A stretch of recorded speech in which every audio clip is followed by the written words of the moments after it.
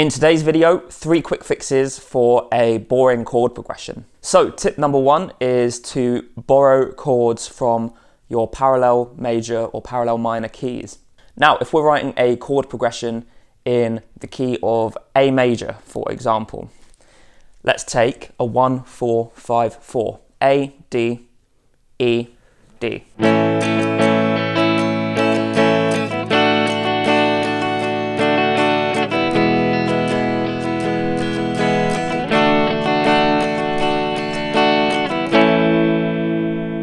That chord progression is a perfectly acceptable chord progression, but it sounds a bit basic, a bit cookie cutter, a little bit Fisher-Price my first chord progression.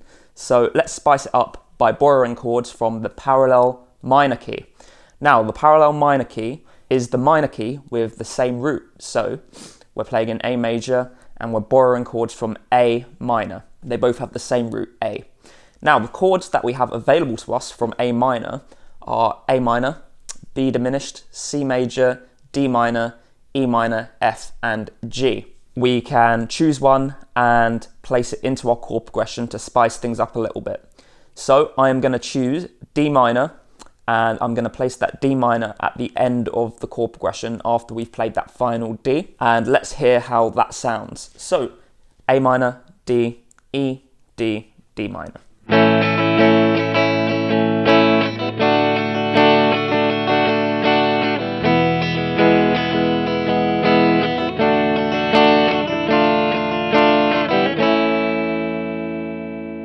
Already we've made our chord progression sound just a little bit better, and we can maybe take one more chord and place it into our chord progression from the A minor key.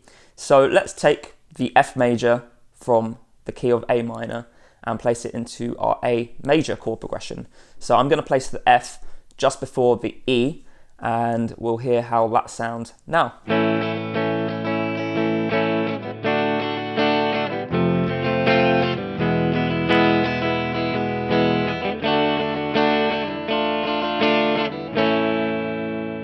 Awesome. So, borrowing chords from parallel keys are a really good way of adding spicy chords into your chord progressions. Tip number 2 for enhancing your boring chord progressions is to add secondary dominant chords. Let's take that same key that we just played in, A major, and in the key of A major we have a dominant chord, which is the 5th chord in our key, and that is E7.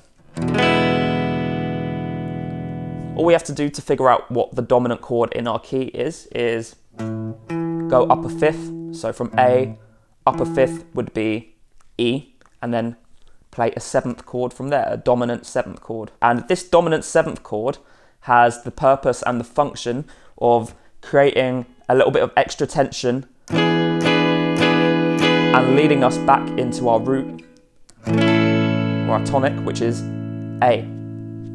Now we can replicate this function of having a dominant chord into another chord by using secondary dominants. So let's create a chord progression in the key of C major, C, A minor, F, G.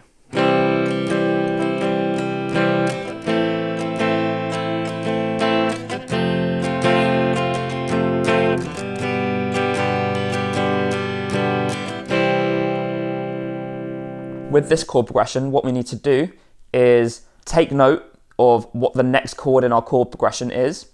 Then once we know what the next chord in our chord progression is, work out what a 5th above the root note of that chord is. Then play a dominant 7th chord there before heading to our target chord. For example, we have the chord C at the start of our chord progression, and the next chord is A minor. So we know the next chord is going to be A minor. Now we have to work out what a 5th from A is, and we already established that is E. So we are going to play an E7 just before we hit our A minor.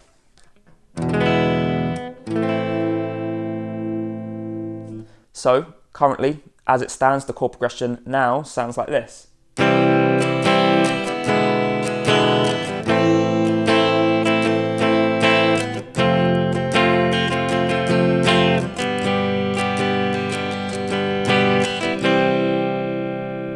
Sounds a little bit better. Now we can add secondary dominants before each chord in the chord progression.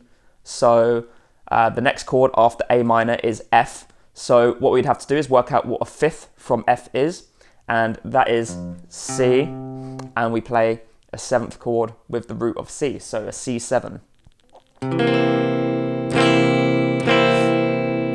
And that C7 goes before our F chord. So we have C, E7, A minor, C7, F, G.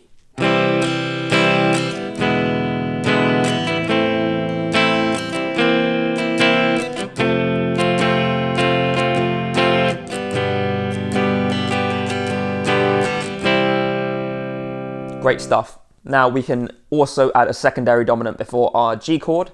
So let's work out what a fifth above G is, and that is that note, which is D, and we'd play a D7 before we play our G chord. So now altogether our chord progression is C, E7, A minor, C7, F, D7, G.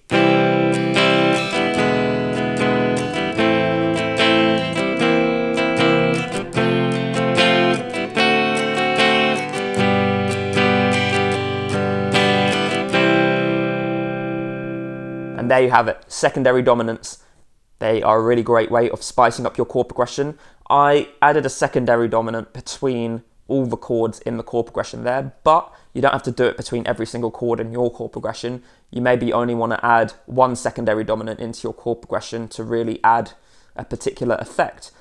So experiment with secondary dominants and see what you can do with them. The final tip is to add diminished chords into your chord progression. Now, diminished chords on their own aren't the most pleasant sounding chords,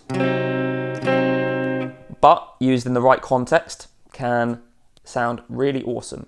So let's take a chord progression of C, D, and E minor. Now, each one of these chords is a step away from the previous chord, so 2 frets. So C to D has gone up a step, and in between we have a C sharp, and if we play a diminished chord there, that bridges the gap between the C and the D. So we're going to go C, C sharp, D, and on the C sharp we are playing a diminished chord, so we're playing a C sharp diminished chord between the C and D chords. And the same thing for the D to the E. We've got a D sharp in between the D and E, and that's where we're going to play our diminished chord.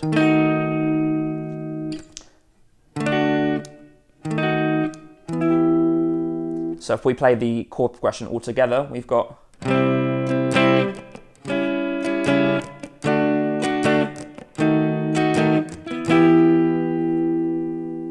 and we get this nice chromatic run in the bass of all of our chords. So to summarize that point quickly, anytime you've got 2 chords that are a step apart, in between, you can place a diminished chord. Now, if you're looking to take your chord progressions one step further, I've put the first 2 chapters of my book Chord Charisma out for free. All you've got to do is head to the description, download the first 2 chapters of the book for free, and those 2 chapters talk about which chords to use in your chord progression, which order to play your chords, and then from there I tell you how you can use extensions such as 7ths, 9ths, 11ths and 13ths to embellish and jazz up your chords, make them sound a little bit more sophisticated.